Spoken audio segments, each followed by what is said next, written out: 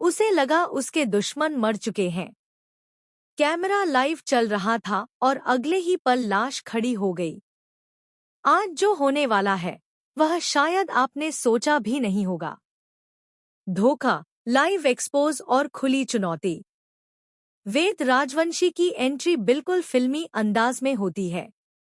गोली चलने ही वाली थी और आखिरी सेकंड पर वेद आकर एडवोकेट अंजलि अवस्थी को बचा लेता है। लेकिन अंजलि अब सिर्फ बचना नहीं चाहती, वह सच्चाई सामने लाना चाहती है। यहीं से शुरू होता है असली खेल। अंजलि और एसवी पंकज पुरोहित मिलकर एक खतरनाक प्लान बनाते हैं, गिन्नी को उसी के जाल में फंसाने का।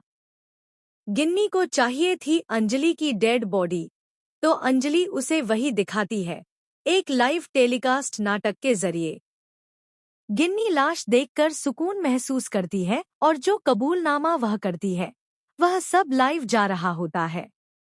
गिन्नी अंजलि की डेड बॉडी देखकर कहती है, माफ करना बहना, तू मेरी माँ की कोख से ही जन्मी थी, लेकिन आज तुझे मरना पड़ा।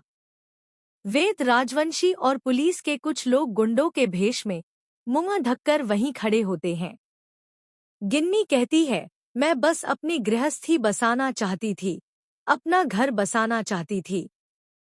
मैं आज भी राजपूत खानदान की बहू, अभय की पत्नी हूँ। हाँ, अभय की पत्नी, लेकिन कल से नहीं रहूंगी, क्योंकि मैं पूरी जिंदगी के लिए दामोदर मौजूमदार की हो जाऊंगी। मेरी जिंदगी का यह हाल तेरी वजह से हुआ है। मैंने जिन जिन से प्यार किया, उन सब ने तुझसे प्यार किया, मुझसे किसी ने नहीं।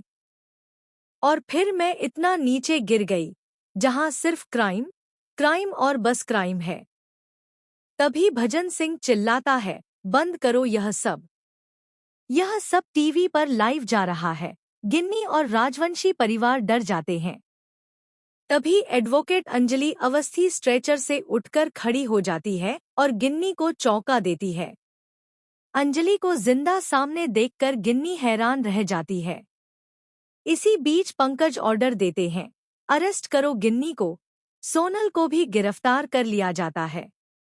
गणेश अवस्थी अपनी बेटी को सामने देखकर पिघल जाते हैं। गिन्नी ड्रामा करती है कि कल उसकी शादी है, उसे बचा लिया जाए। भले ही उसने अंजलि को मारने की कोशिश की हो, फिर भी पिता भावुक हो जाते हैं और अंजलि से कहते हैं कि गिन्नी को छोड़ दो। लेकिन अंजलि साफ मना कर देती है, गिन्नी को छोड़ने का सवाल ही नहीं उठता। गणेश अवस्थी गुस्से में अंजलि पर हाथ उठाते हैं, तभी राघव बीच में आकर वह हाथ पकड़ लेते हैं।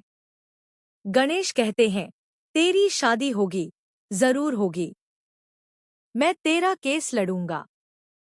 इधर वेद मंत्री धर्मराज को खुली चुनौती देता है। अब एडवोकेट अंजलि कानून की अदालत से जनता की अदालत में उतरेंगी। धर्मराज अपने अहंकार में कहता है कि उसे टिकट ही नहीं मिलेगी।